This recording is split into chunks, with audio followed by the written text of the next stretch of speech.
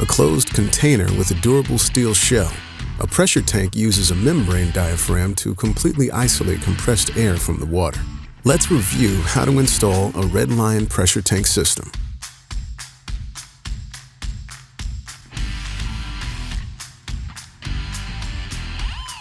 To begin, if this tank is replacing a steel galvanized tank, remove existing air volume controls and remove or plug any bleeder valves, snifter valves, etc.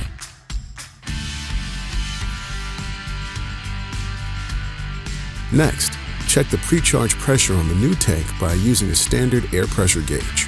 Adjust the tank pressure setting to 2 pounds per square inch, or PSI, below the pressure switch cut in setting. This is the pressure at which the pump will start.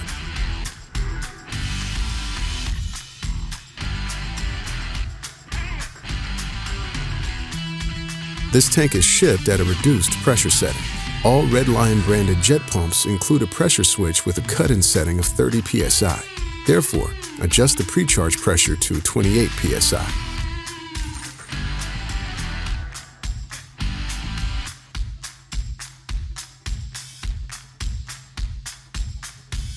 If required, add air to the tank until the proper pre-charge pressure is reached. Replace and tighten the plastic cap on the air valve. Place the tank where it is to be installed.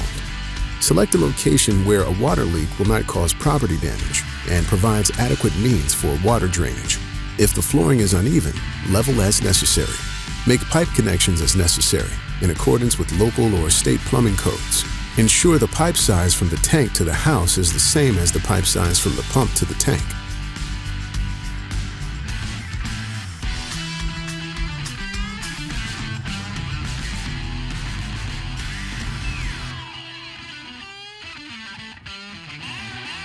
Check to ensure joints are airtight.